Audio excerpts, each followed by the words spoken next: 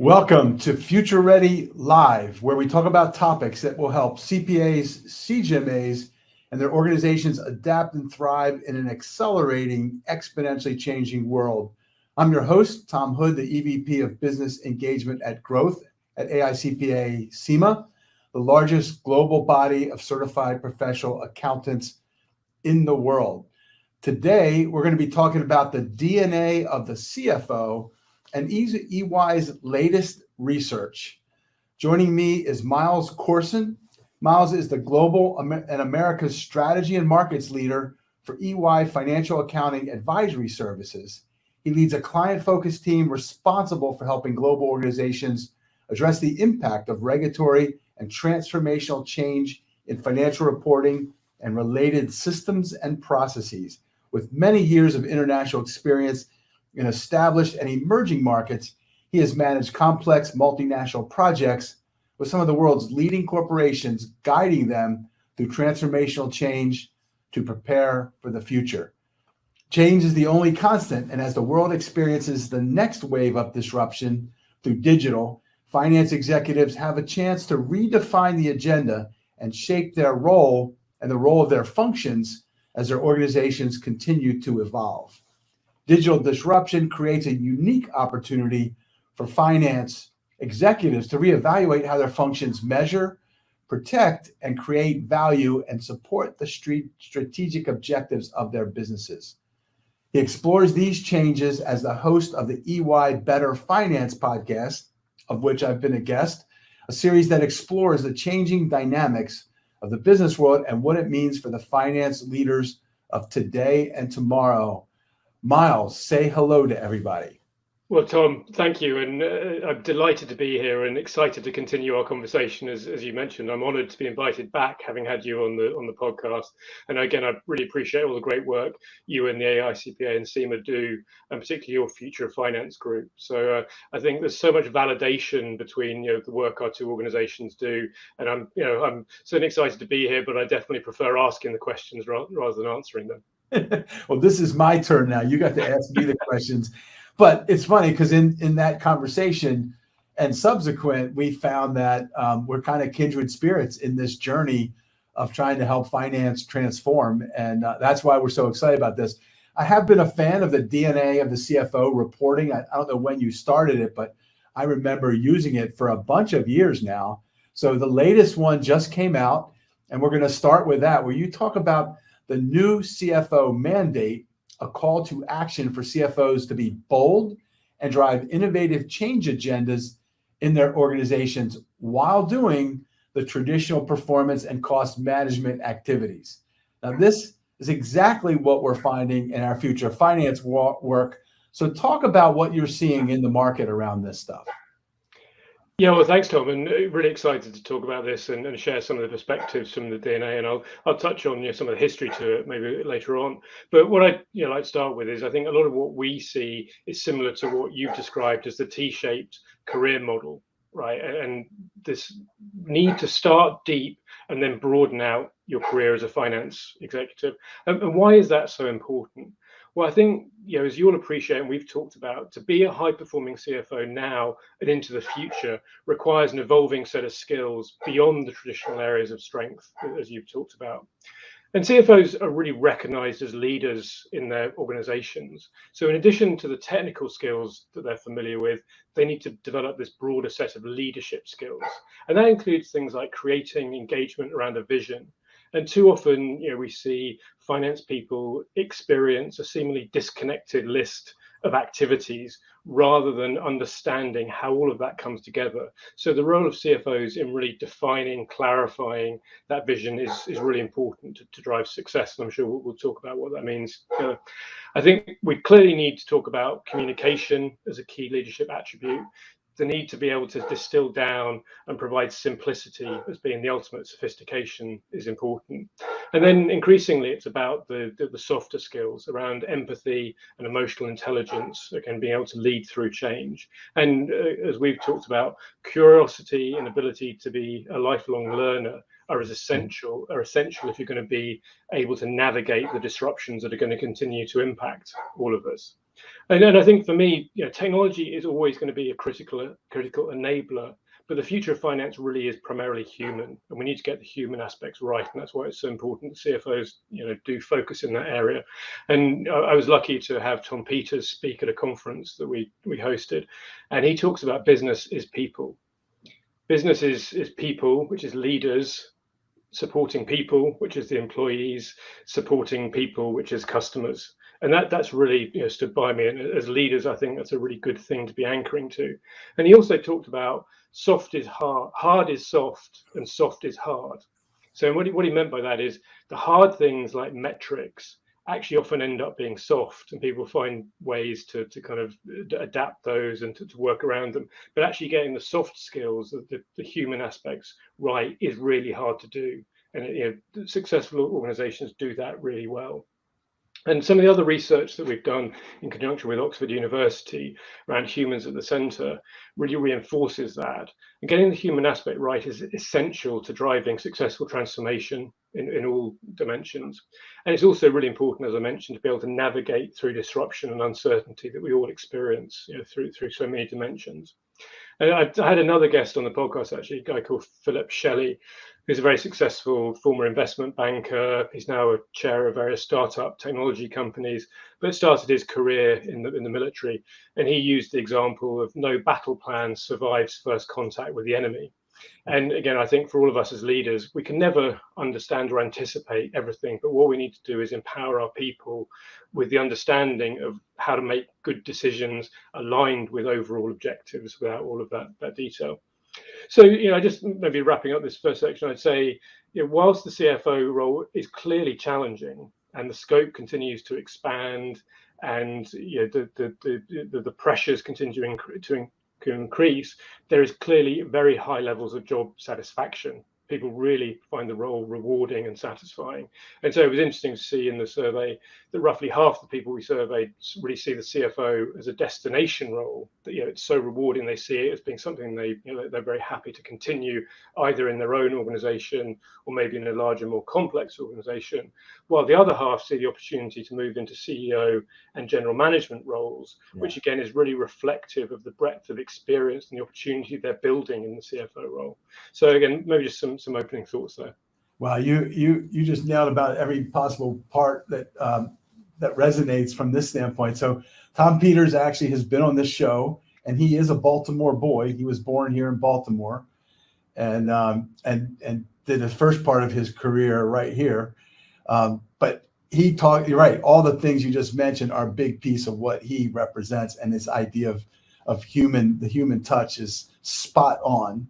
Which gets to this whole DNA piece. Now, I want to talk about, in the report, you talk about 3 paradoxes, creating long-term value while facing pressure to cut priority investments and costs, managing risk while driving value through bolder, more innovative change, and succeeding as a strategic finance leader and achieving career ambitions when traditional finance skill sets don't provide enough of the breadth of experience required for the role. These all remind me of Jim Collins and the beauty of and versus or, thinking he's a big paradox kind of guy. So elaborate a little bit on these paradoxes from what you guys did in your research. Yeah, well, you get the references, so I'm pleased you spotted that. And I mean, let me take a step back, Tom, because you asked about the history, and I think it's maybe important just to contextualize. So as you mentioned, we've been doing the DNA of the CFO for almost 15 years now. So we started in 2008. So obviously a very different environment. We've been through financial crises, pandemics. So there's been a lot of things that have obviously impacted the role of the CFO during that period we've been through.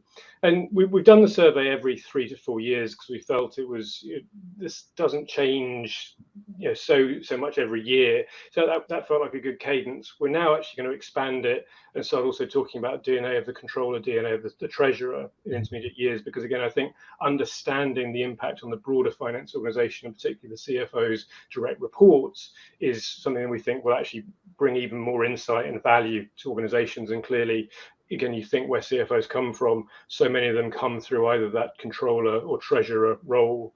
We think that would be really helpful to understand. And each time we've done it, we've spoken or interviewed or surveyed over 1,000 global respondents. And so it covers geography, it covers different sectors, it covers mainly large organizations. So we get a very rich data set from which to sort of draw. And actually, there's a lot of consistency. Right? So again, these themes tend to be very consistent over time, over geographies, over cultures, which I think is really interesting to note.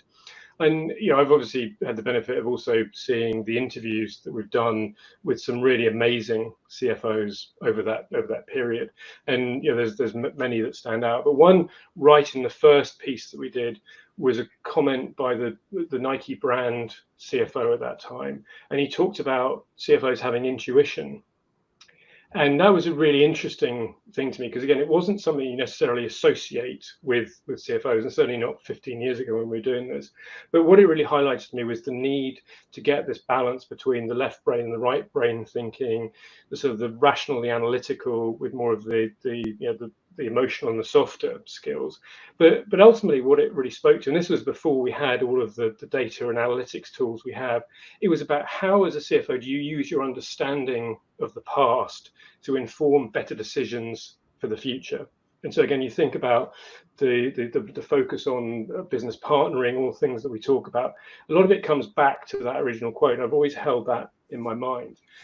And the reason I just wanted to reflect on that is, again, despite all these disruptions, all these changes in technology that we've been through over the course of the period we've been doing, there are a number of things that have stayed very consistent.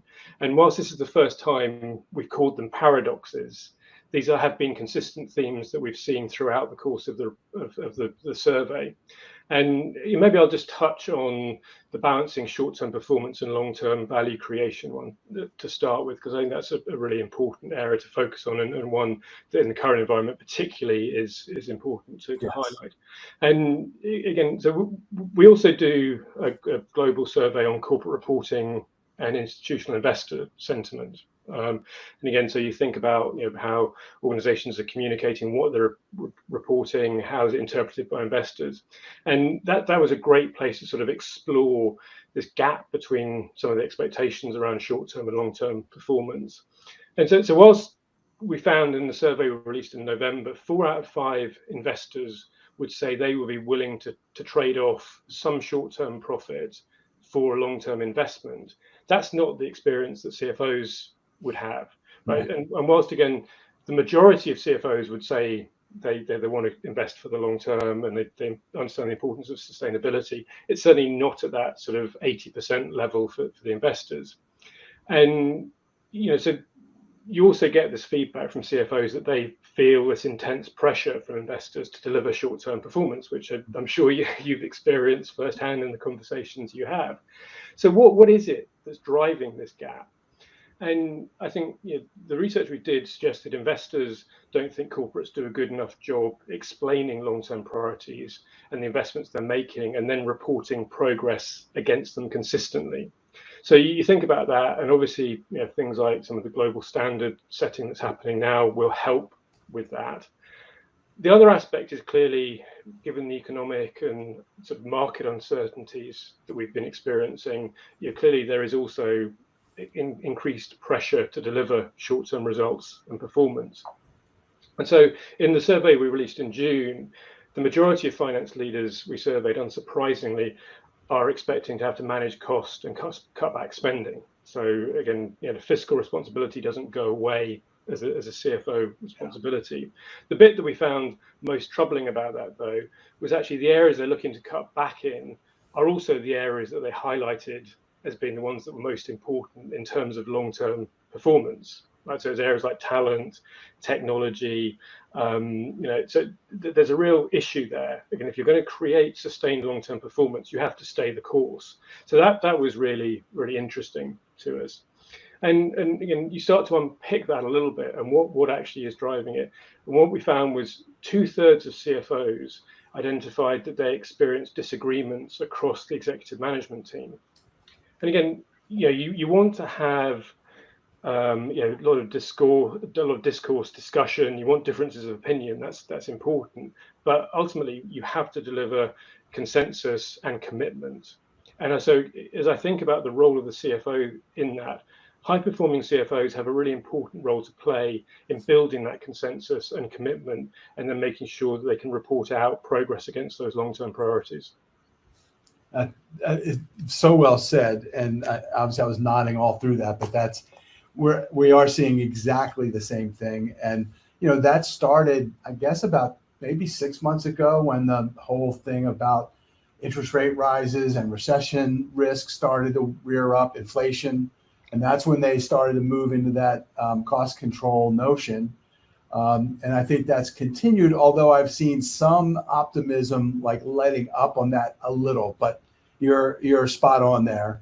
I want to double click on your number 3, succeeding as a strategic finance leader and having limitations from traditional finance and accounting skill sets. You and I've talked a lot about this, and I think I know what you're going to say, but what are you seeing in the CFO community? Because this is one of the big challenges facing that our future finance research is showing. Yeah, well, unsurprisingly, Tommy, I'm going to agree exactly with your question there, and I think one of the things that came through very clearly in the recent research was the big area of concern for finance leaders in delivering transformation is what they call back office mindsets, and this perception that people are still anchored in the past. And it was interesting again because as we looked at it, 85% of the people we surveyed would say they didn't have a best-in-class finance organization. And I think you can attribute that to, I think, CFOs being inherently conservative, and I think also just the awareness of what is out there in terms of the opportunities driven by technology, changing business models. So I think they understand that there's a lot to be working towards, and they're probably seeking to drive towards that. What was a little bit sort of more troubling again was that a similar proportion didn't have a sort of a bold ambition for how they were going to transform to get towards that best in class. And as we sort of try to unpick, well, what were the common characteristics for the bolder cohort that we identified, the ones that were a little bit more ambitious and were actually more likely to drive success in those transformations? And unsurprisingly, again, it comes back to the human aspect. So it was around focus on culture. It was around identifying talent earlier in people's career and providing accelerated promotion opportunities.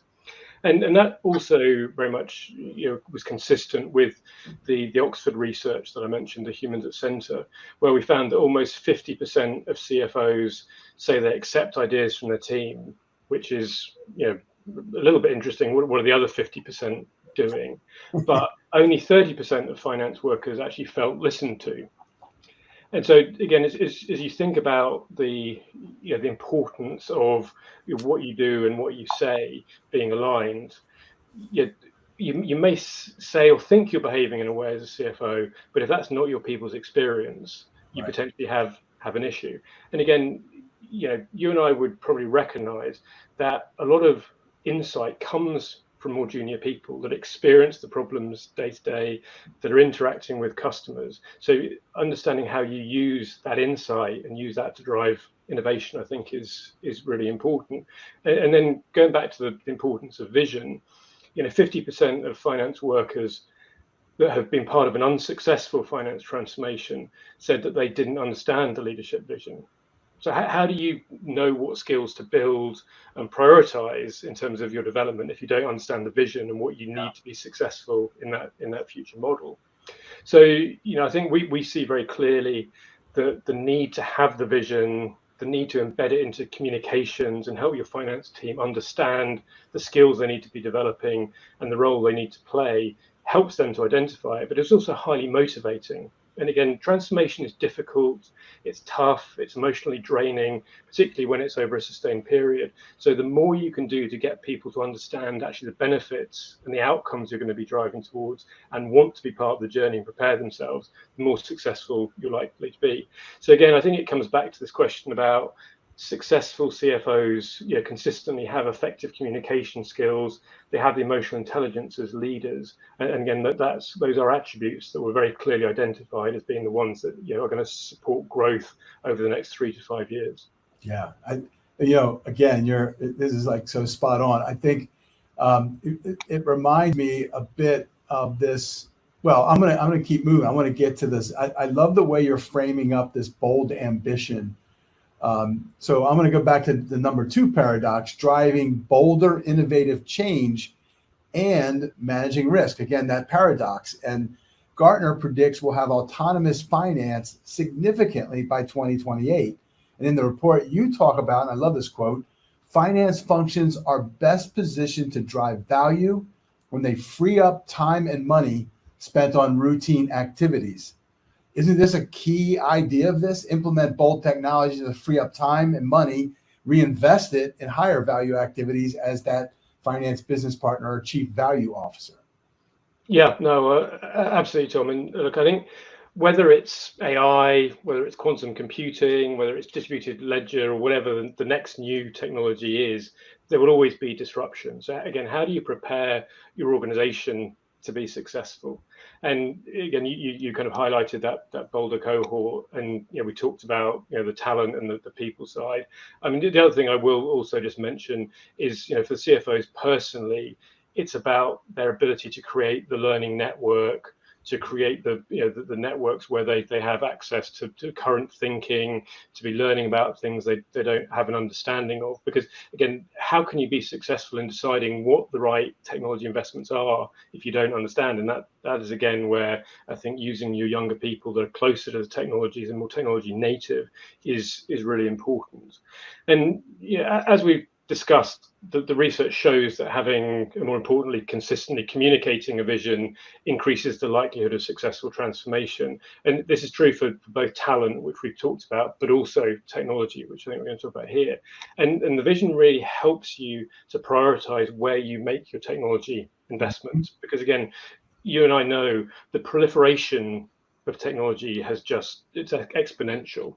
And again, the speed with which technologies are springing up, being sunset, it's very difficult to stay abreast of everything that's happening. So you need to be able to understand the outcomes you're trying to drive towards, and therefore which technologies are the right ones to enable. So technology isn't the end in itself, right? It's an enabler of how you perform that. And again, as we think about it, if I think about some of the things we're doing, helping clients, particularly where they want to focus on business partnering, delivering real-time business insights. The questions we're helping clients to answer include things like, how do you use business insights to, how do you use AI to improve productivity and free up time to work directly with customer-facing teams, right? So, which is one of the things you talked about, because ultimately, if you want to be a good business partner, you need to put the mundane things to one side and free up time to engage. And then other things like, how do you combine the business knowledge and experience your team has with the power of AI applied across these broader data sets to provide more timely decision-making support? So again, if you frame it through those kind of questions and then think about the technologies, you're more likely to deliver a successful outcome. And the other thing I would say, I mean, it is important to continue to try out new technologies. You've got to be able to test out what they can actually do, understand it, actually see where they may be able to help. And I think many finance organizations do need to have some culture shift around that, because this whole question about how do you fail fast versus fear of failure is an important one. And again, as finance professionals, we tend to have very high standards, very low tolerance for failure. But understanding where you are willing to test things out in safe environments without threatening, putting your organization at risk from a data leak or whatever it is, or from putting the close at risk, is really important. But there's ways you can do this in a safe, controlled way. And again, there's a great quote that Tom uses. I can't remember who it's from, but he references it, which is about celebrating epic failures and punishing modest successes. Now, I'm not sure finance is ready to celebrate epic failures just yet, but I think it's from a sort of a concept perspective, it's a good one to have in mind. And then finally, I had Professor Noah Barsky on the podcast recently from Villanova. University, and he talked about the say-do gap, which I think is so important. I'm sure you'll recognize that if you say business partnering is the most important thing, do your actions and where you focus your attention reflect that? Yeah. And are you really listening to your stakeholders? And he sort of really very articulately highlighted that in many cases, CFOs will say this is my focus, but actually they spend all of their time elsewhere. And again, that sort of conflicting message is where I think your workers don't feel they understand the consistency of messaging, where they need to be focused, because what you say and do is different. And then just to wrap up, I do like your framing of the chief value officer. And I think any of the reframing, whether it's around value or chief future officer, I think is always helpful to think about how the role needs to be evolving. But what I would say is I do think the CFO is a great brand. Yeah. And I think it's understood, it's highly respected. Like any great brand, it has to evolve. And as I've talked about, CFOs I think are much more focused on personal brands now as well, including using social media. They see the need to represent their organization and how they connect with their people through different channels. But I just wanted to close out, because I don't want to lose sight of the CFO is really powerful, and we need to celebrate it and strengthen it. 100%. It's funny. So in our future finance group, two things that resonated in what we just talked about. Almost, I would say, probably 75% of the leadership group, CFOs at major corporates, have visions for their teams, just like you said. So that is a commonplace trait for the better, what I call best of breed. The other one is, unfortunately, we keep seeing them get promoted to COO roles or even CEO roles, and then they leave our group and we have to go get their next person in line. Yeah. So that's but the really good ones already have those people identified and have great succession plans and have developed the talent behind them. So this is true, but you're right. It's funny that we're seeing that exact trend, which is wild. So hopefully I'm going to see you at our Future Finance Summit in December in Orlando, the 10th through the 12th. We'll put something in the. I'm going to do my best to be there. Absolutely. In the comments around this, but Myles, you can follow him on LinkedIn at Myles Corson, Corson, or on Twitter or X. I can't get used to that yet. At Myles Corson, all one word, and go look for his Better Finance podcast. It's on Spotify. I think Apple is on a bunch of areas. It's a great one, and that would be what I'd say. And we'll put a link to the EY DNA report in the show notes as we're going live here. So thank you for joining me, and don't miss our other Future Ready Live sessions back here on LinkedIn the first and third Tuesday of each month at noon Eastern. And we'll see you then. Thanks again, Myles, for coming on the show with us. Thank you, Tom. Fantastic to speak as always.